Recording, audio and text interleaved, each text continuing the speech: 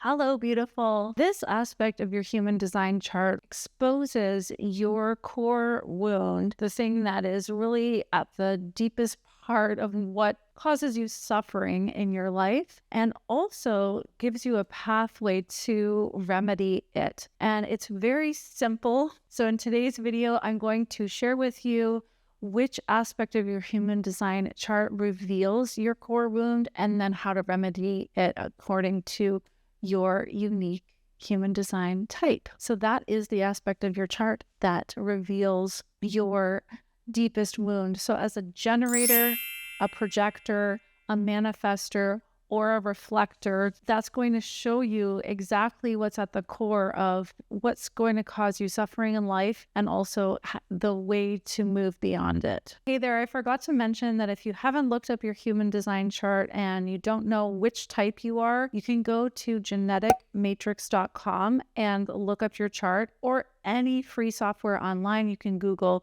human design free chart, and it will say right on it which of the 4 types you have, which correspond with the 4 wounds and the remedies. Now, you may not believe me, and this is a huge reason why I am such a champion of really mastering the basics of human design, because I have personally experienced that the most basic information about your human design is the most powerful and life-changing.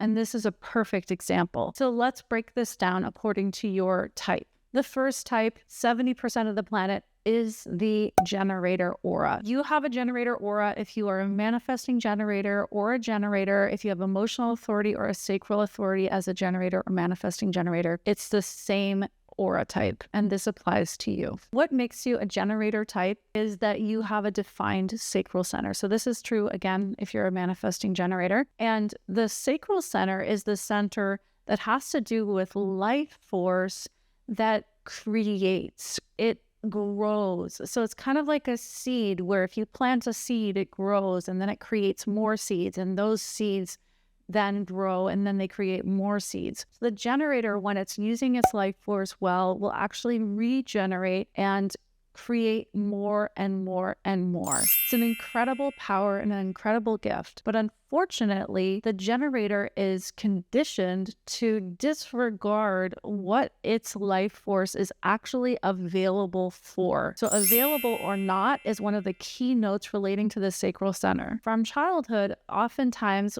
the conditions that we grow up in teach us to neglect or disregard, ignore what our sacral life force is actually responding to and actually available for. This creates a core wound of self-neglect, self-denial, and truly ignoring what is at the core of your essence, which is so sad. Now, of course, the remedy to that is just to stop ignoring, stop self-denying, and pay attention to and honor your inner truth. However, oftentimes it's not quite so simple. So here's an example. So I have the channel 59.6 coming from my sacral center. And so that channel is the channel of sexuality. So guess what my core wounds relate to? My sexuality. You know, when I discovered human design, I was completely sexually disconnected and unexpressed, and the process of reconnecting, it really led me into having to face some dark things of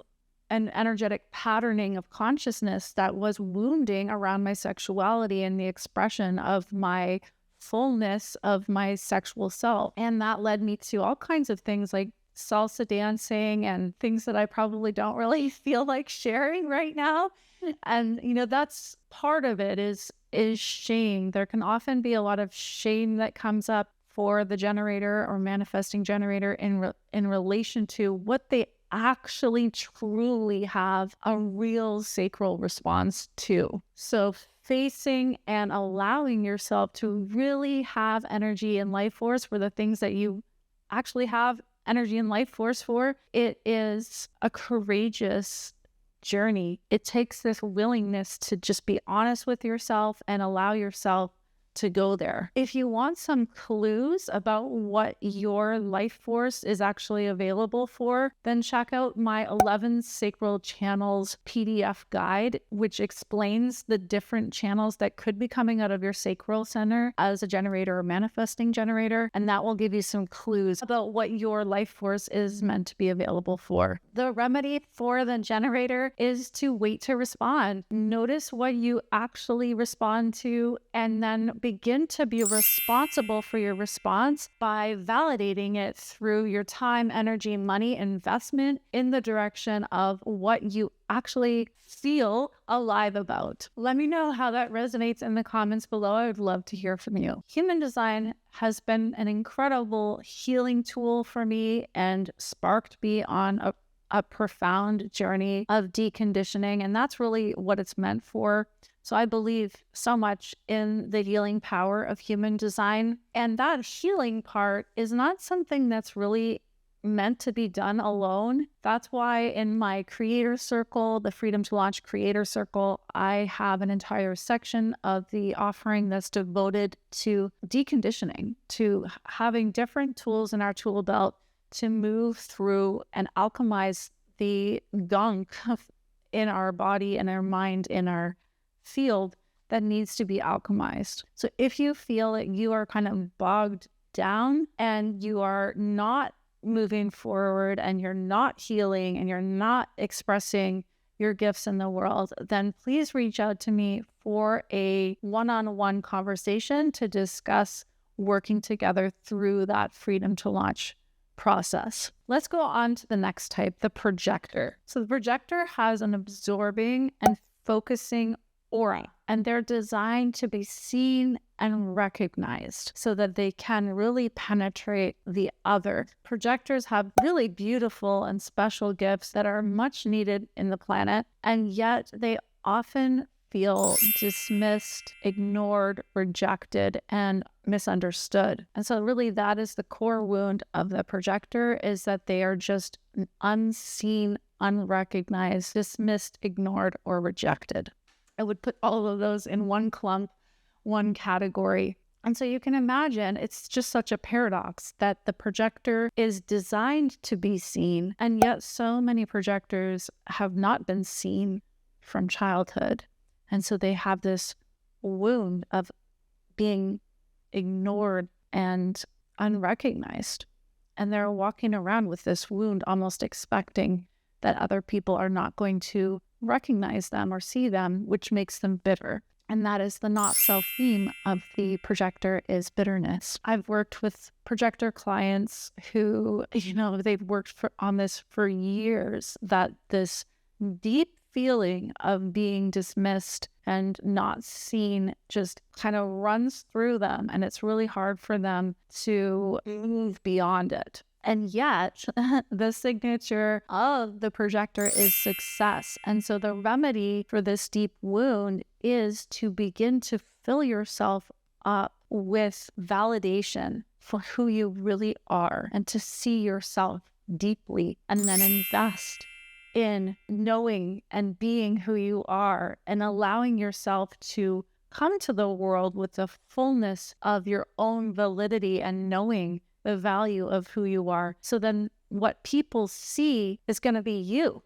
It's not going to be the you that feels like you're not being seen. It's going to be your actual frequency. And that's when you will be recognized for that. The projector can't come to the world half empty and wait to be filled. It just doesn't work. And so filling yourself up with your own vibe and knowing who you are is going to allow other people to see and value you in the way that you're meant for. I have found that projectors have gotten so much value from doing the Discover Your Genius process, which is a process of really clarifying your unique genius and what you are here to bring to the world, as well as human design readings or anything that's really helping you get solid in yourself about who you really are. That's going to make you feel more connected to the you-ness of who you are and what is your unique vibe and the energetic signature that you're bringing to the planet. The more solid you can feel about that, then you're just going to emanate it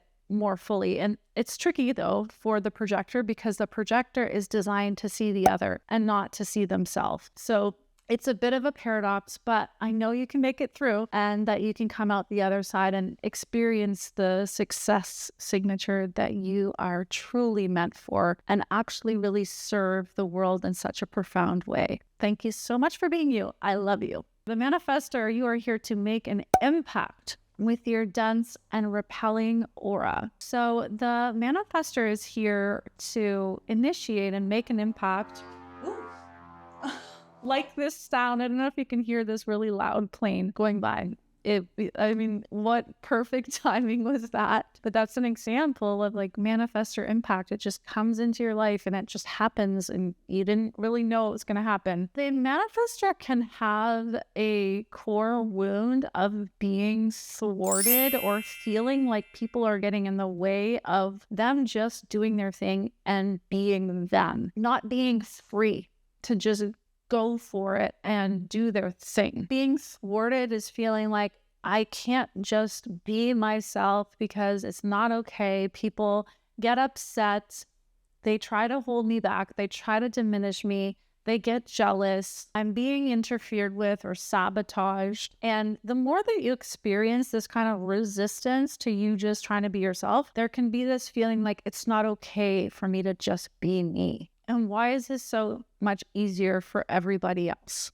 When they feel thwarted, manifestors don't make the impact that they're here to make. An important thing to consider in this situation is that when you're making an impact, you're actually causing an effect on other people's lives. So it's really not just about you. It's also about the people that you impact. And the more that you can connect with both your urges to initiate or to move in a certain direction, but also the people that are going to be impacted by that, and connecting with those people and who are those people and what's their experience, the more that you can make that connection, the more that your impact is going to be fruitful and bring positive results and be aligned, basically.